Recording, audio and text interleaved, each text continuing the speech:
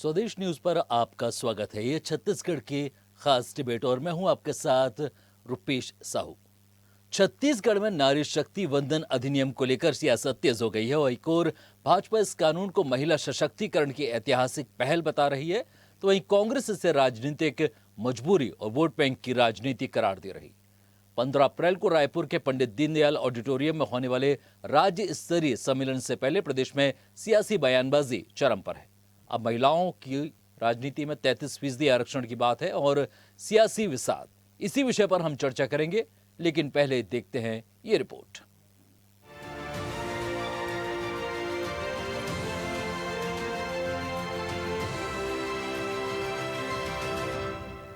नारी शक्ति वंदन अधिनियम 2023 यानी महिलाओं को विधानसभा के सदन से संसद तक 35% आरक्षण का प्रावधान। भाजपा इसे 5 राज्यों में चल रहे विधानसभा चुनाव के बीच मोदी सरकार की बड़ी उपलब्धि के रूप में भुनाने में लगी है। इसी कड़ी में रायपुर में नारी शक्ति वंदन अधिनियम के प्रचार प्रसार के लिए संभाग स्तरीय कार्यक्रम आयोजित किए जा रहे हैं। 15 अप्रैल को पंडित दीनदयाल ऑडिटोरियम में भव्य सम्मेलन होगा, जिसमें अलग अलग क्षेत्रों से जुड़ी महिलाएं हिस्सा लेंगी। इस दौरान नारी शक्ति पदयात्रा, बाइक और स्कूटी रैली के जरिए कानून को जन जन तक पहुंचाने की कोशिश की जा रही है। इसे लेकर मुख्यमंत्री विष्णुदेव साय, भाजपा प्रदेश अध्यक्ष किरण सिंह देव और मंत्री लक्ष्मी राजवाड़े ने उच्च स्तरीय बैठकें भी की। भाजपा का दावा है कि इस कानून से संसद और विधानसभाओं में महिलाओं को 33% आरक्षण मिलेगा। यही असली महिला सशक्तिकरण है। भाजपा का कहना है, पहले की सरकारों ने महिलाओं को सिर्फ वोट बैंक माना, लेकिन अधिकार देने का काम प्रधानमंत्री नरेंद्र मोदी ने किया। विष्णुदेव साय ने कहा, सभी सांसदों को पत्र भी लिखे हैं कि इस बिल का समर्थन करें। 16, 17, 18 अप्रैल हमारे देश के यशस्वी प्रधानमंत्री जी ने विधानसभा और लोकसभा में 33% आरक्षण महिलाओं को देने के लिए विशेष पार्लियामेंट का सेशन बुलाया है और अब हमारी माताएं बहनें निर्णय लेने वाले भी होंगी। विधानसभा लोकसभा में 33% उनका आरक्षण रहेगा और वैसे भी हमारा छत्तीसगढ़ तो बहुत अच्छा है। आज भी करीब 21-22% हमारे छत्तीसगढ़ के विधानसभा में विधायक हैं। नारी शक्ति वंदन अधिनियम 2023 को लेकर आपके समक्ष उपस्थित हुए हैं।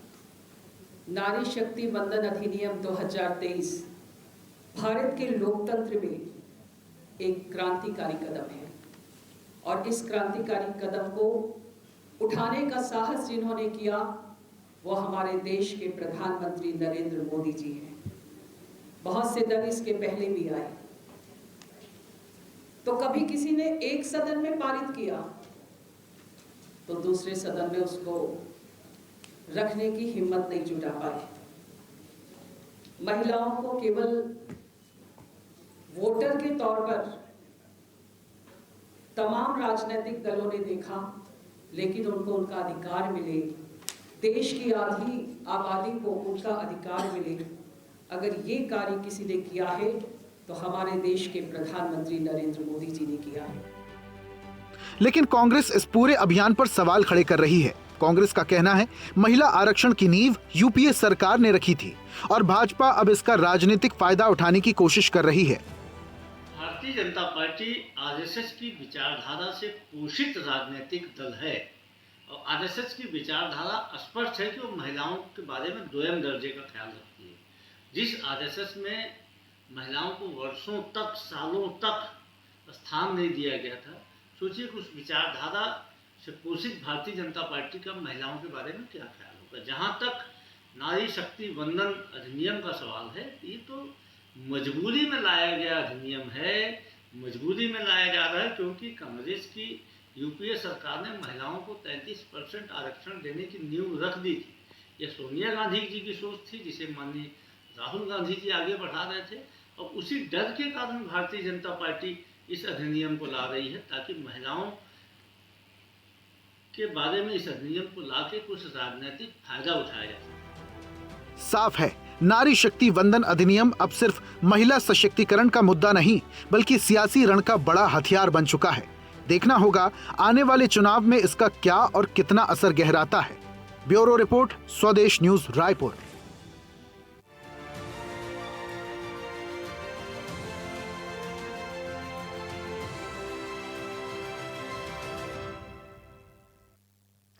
नारी शक्ति वंदन अधिनियम पर अब रण छिड़ गया है। महिलाओं के हक की बात पर कांग्रेस किस तरह से बीजेपी को घेर रही है और बीजेपी किस तरह से क्रेडिट लेने की आगे बढ़ रही है, इस तमाम विषयों पर बात करने के लिए हमारे साथ बीजेपी से मौजूद हैं ममता साहू, साथ ही कांग्रेस से रिंकी पांडे हमारे साथ जुड़े हैं। आप दोनों का बहुत बहुत स्वागत है। और ममता साहू, सबसे पहले आपसे बात की शुरुआत करेंगे कि नारी शक्ति वंदन अधिनियम 2023 में आप क्या बताना चाहेंगी कि महिलाओं के लिए किस तरह उपयोगी होगा? सभी को जय श्री राम। नारी शक्ति वंदन अधिनियम जो माननीय नरेंद्र मोदी जी और पूरे भारतीय जनता पार्टी और सहयोगी दल के द्वारा जो लाया गया 106वां अमेंडमेंट है, ये कॉन्स्टिट्यूशनल अमेंडमेंट है और जिसमें महिलाओं को सशक्त करने के लिए उनकी राज्य के विधानसभा में और लोकसभा में 33% आरक्षण आने वाले समय में महिलाओं को मिलेगा। इससे जहां एक और हमारी आबादी 50% है, लेकिन आप देखेंगे कि लोकसभा में मात्र 15% ही प्रतिनिधित्व महिलाएं करती है। तो एक तो जेंडर इक्विलिटी लाने के लिए भी ये बिल लाया बहुत ही निहायत जरूरी है, क्योंकि उचित प्रतिनिधित्व मिलना चाहिए। दूसरा, महिलाएं सशक्त होंगी तो देश सशक्त होगा। महिला सुरक्षा, जब महिलाएं कानून बनाने में जब अपना सहयोग करेंगी, महिलाएं कानून बनाएंगी तो महिला सुरक्षा से तो बड़े ममता साहू जी, आप नहीं कहा कि लोकसभा में 15% ही महिलाओं की मौजूदगी है, तो क्यों नहीं आप की पार्टी टिकट देती है महिलाओं को, क्यों नहीं आगे बढ़ाती है? बिल्कुल ही टिकट दे रहे, इसीलिए तो 33% का आरक्षण दिया जा रहा है ना, कि कई बार किसी कारणवश महिलाओं को पीछे कर दिया जाता है, तो इसमें निश्चित ही उनके अधिकार मिलेगा। और 33% जब नियम और कानून बन जाएगा तो कोई रोक नहीं सकता, उसमें महिलाएं ही चुनाव लड़ेंगी। चलिए रिंकी और पांडे जी, इसलिए तो बीजेपी ये बात मान रही है कि एक हंटर होना चाहिए, बिना हंटर के कोई भी पार्टी महिलाओं को कम से कम तो नहीं आगे रखना चाहती। एक हंटर रहेगा फिर जरूर। क्या कहना है आपका? आज इन्हें इस हंटर की आवश्यकता है, ये याद आ रहा है। आपको भी पता है कि कांग्रेस पार्टी महिला आरक्षण को लेकर के कितनी जागरूक रही है। सबसे पहले कांग्रेस पार्टी ही एक ऐसी पार्टी थी जिसने 2010 में सोनिया गांधी जी और मनमोहन सिंह जी के नेतृत्व में इस बिल को लेकर के आया था और राज्यसभा से पास भी किया था। उसके बाद से लगातार इनके विरोध चालू हो गए और आज 2014 के बाद से अभी तक भाजपा की सरकार कायम है। इतने साल के गैप क्यों हुआ? इतने साल के तक इन्हें उस आरक्षण बिल की याद क्यों नहीं आई?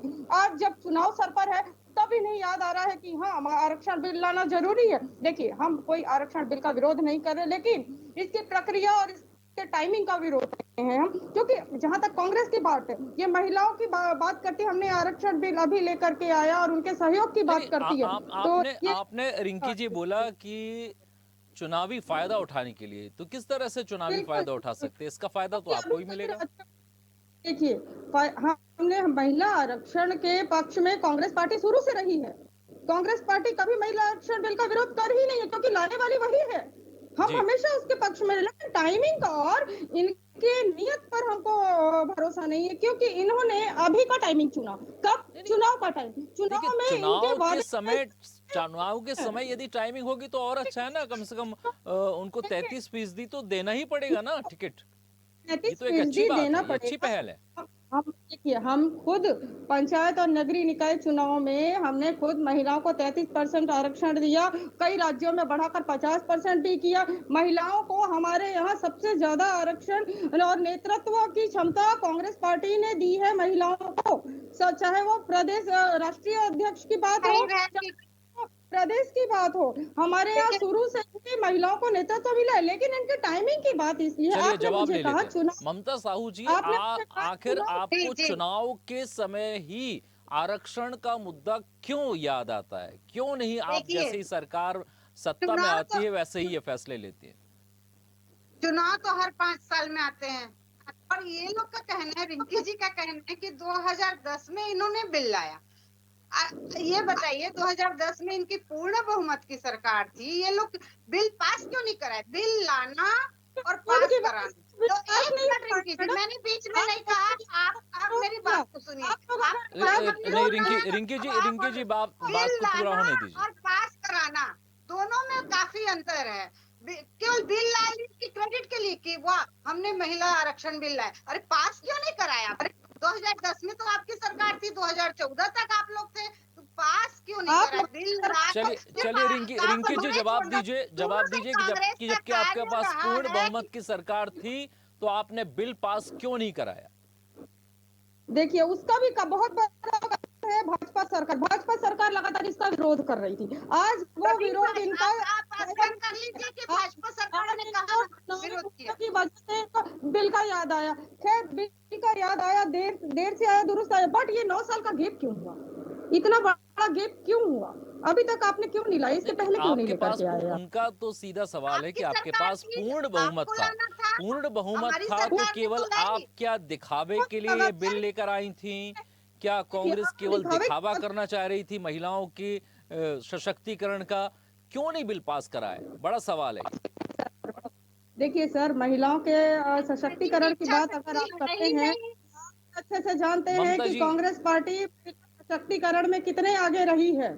कांग्रेस पार्टी की जो पहली महिला अध्यक्ष रही है वो सरोजिनी नायडू रही है। उसके बाद इंदिरा गांधी जी जो देश की प्रधानमंत्री रही हैं। उसके बाद सोनिया गांधी जी जो लंबे समय से नेतृत्व करी है। हमारी कांग्रेस पार्टी महिला का नेतृत्व शुरू से गांधी करते आई है। परिवार जो जो पहले लोकसभा स्पीकर रही, तो कैसे कांग्रेस पार्टी इस बिल का विरोध करेगी? कांग्रेस पार्टी ने इसे पास कराने की पूरी कोशिश करी, लेकिन उस टाइम पे भाजपा के लोगों ने ही इसका विरोध किया और लगातार इन्होंने विरोध किया, जिसकी वजह से ये बिल पास नहीं हो पाया। बहुत ही आपने गलत मुझे पूछा, मैं भी एक चीज इन प्रवक्ता महोदया से पूछना चाहती हूँ। मेरा बस छोटा सा सवाल है कि इतने लंबे समय से इनकी सरकार थी, क्या इन्हें एक बार भी याद नहीं आया कि महिलाओं के लिए बिल लाना चाहिए? और जहां तक आप महिला के नेतृत्व की बात करती है, तो आप स्वयं भूल चुके हैं, आपके शीर्ष नेतृत्व के नेता स्वयं भूल चुके हैं कि महिला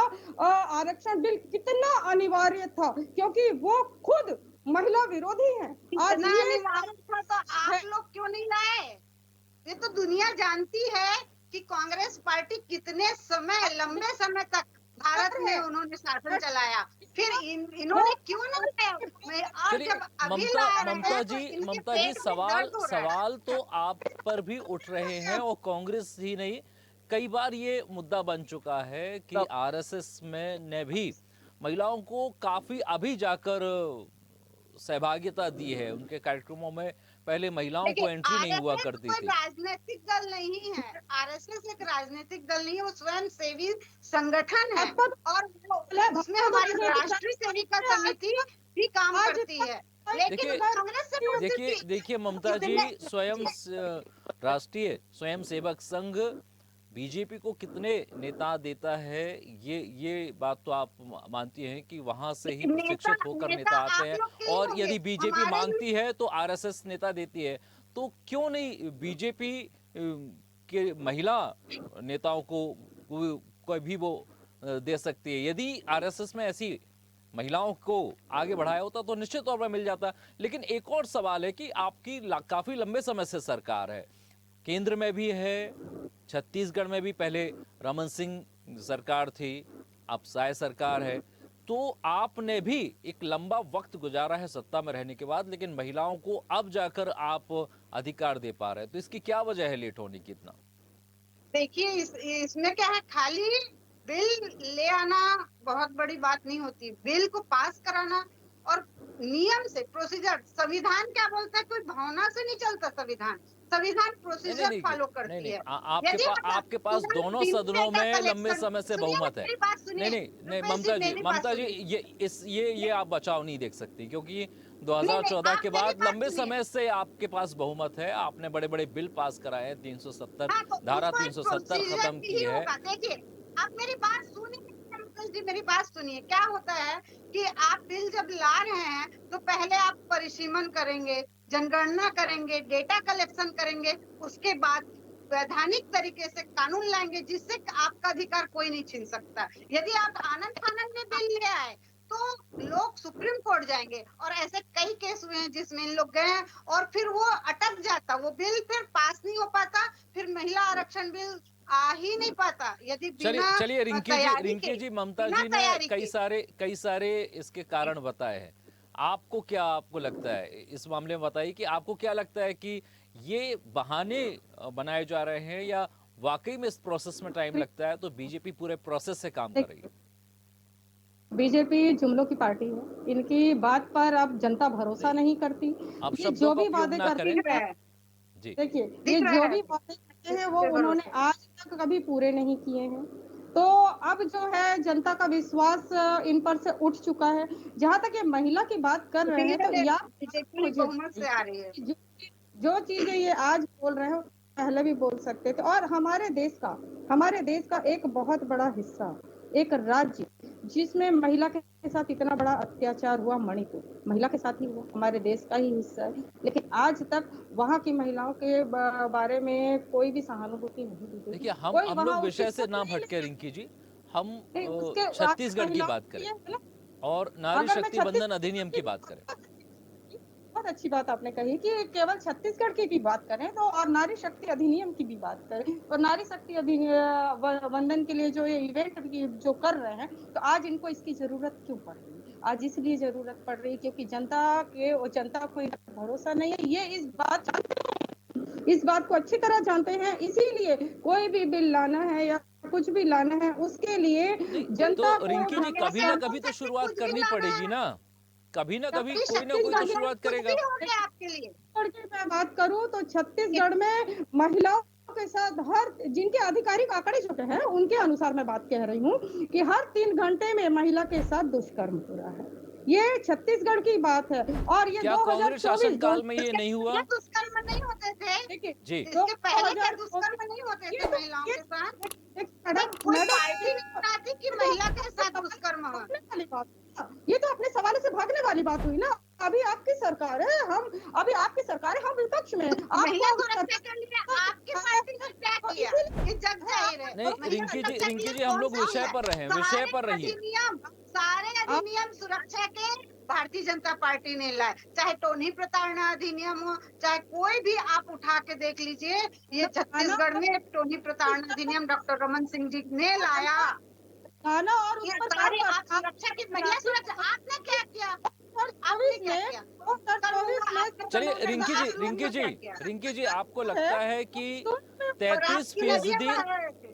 रिंकी जी सवाल आपसे है कि आपको लगता है कि 33% आरक्षण मिलने के बाद महिलाओं की जो सदन में मौजूदगी होगी और महिलाओं के जो मुद्दे होंगे उसको सही दिशा मिल सकेगी? देखिए ये तो चर्चा होगी, उस पर चर्चा होने के बाद ही पता चलेगा कि क्या निर्णय होता है। ये लोग पहले चर्चा करें सदन में, सबके साथ और भी पार्टियां हैं उनके साथ में, उसके बाद में ही ये तय होगा कि क्या होगा। नहीं, बाकी आपको महिलाओं लगता के है कि लिए जिस तो तरह से अपराधीकरण हुआ है, जिस तरह से अपराधियों की एक बिसात स्थिति देखी जाती है, चाहे लोकसभा हो, राज्यसभा हो या फिर विधानसभा हो, तो आपको लगता है कि महिलाओं की मौजूदगी से इसमें कुछ सुधार हो पाएगा? बिल्कुल हो पाएगा। महिलाओं की मौजूदगी जरूरी भी है। और जहां तक कांग्रेस पार्टी लगातार इस महिला बिल के लिए पहले से ही लगी हुई है। महिला जो आरक्षण बिल है ये बहुत जरूरी भी है। ठीक है, तो आपका समर्थन है मतलब इसके लिए, लेकिन आपका जो वैचारिक है, जो आपको टाइमिंग है, इससे आपको समस्या है।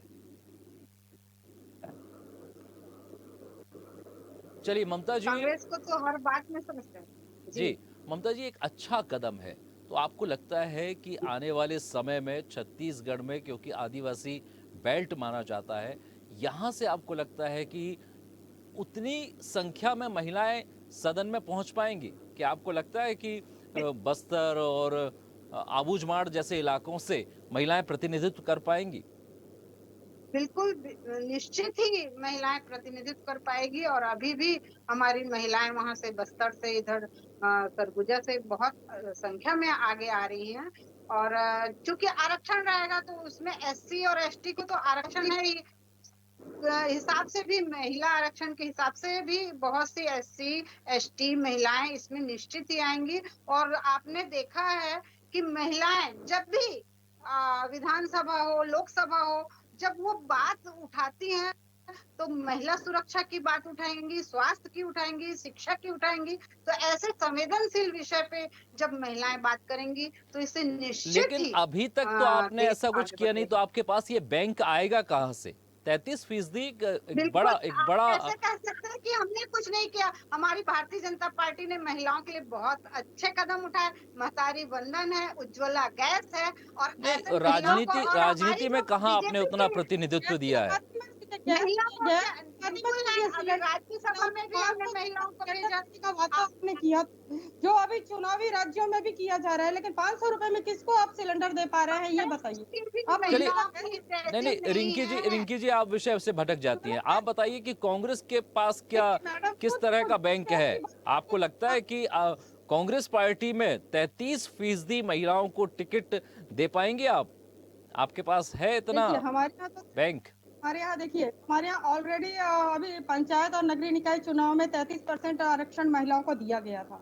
मैंने आपसे कहा भी, कई राज्यों में बढ़ाकर 50% भी किया गया था। तो महिलाओं की यहाँ कमी नहीं है, महिलाएं एक से एक हैं, और टिकट के लिए देने के लिए हमारे यहाँ सबसे ज्यादा महिलाओं को ही आगे किया जाता है। चलिए, ममता साहू जी और रिंकी पांडे जी, आप दोनों इस बात पर तो सहमत हैं कि महिलाओं के लिए कि ये अच्छा बिल है, और नारी शक्ति वंदन अधिनियम के लिए निश्चित तौर पर आने वाले समय में महिलाओं को इसका फायदा मिला। आप दोनों को बहुत बहुत शुक्रिया इस डिबेट में हमारे साथ जुड़ने के लिए। नारी शक्ति वंदन अधिनियम पर जरूर दोनों पक्षों के बीच कुछ मतभेद है। कांग्रेस इसका विरोध कर रही है, उसका साफ कहना है कि चुनावी फायदे के लिए बीजेपी इस बिल को लेकर आ रही है। वहीं बीजेपी का कहना है कि वो हमेशा से महिलाओं की भलाई के लिए काम करते रही है। बहरहाल, नारी शक्ति वंदन अधिनियम 2023 का आने वाले समय में किस तरह से सदन के अंदर सदुपयोग हो पाएगा और महिलाओं की भागीदारी बढ़ेगी सदन में, इस पर सभी की निगाह होगी। इस खास कार्यक्रम में अभी के लिए इतना ही। अनुमति दीजिए और आप देखते रहिए स्वदेश न्यूज, सबसे पहले देश। और ऐसी ही ताजा खबरों के लिए लाइक, फॉलो और यूट्यूब पर सब्सक्राइब कर बेल आइकन जरूर दबाइए। और हर अपडेट के लिए विजिट कीजिए swedeshlive.com।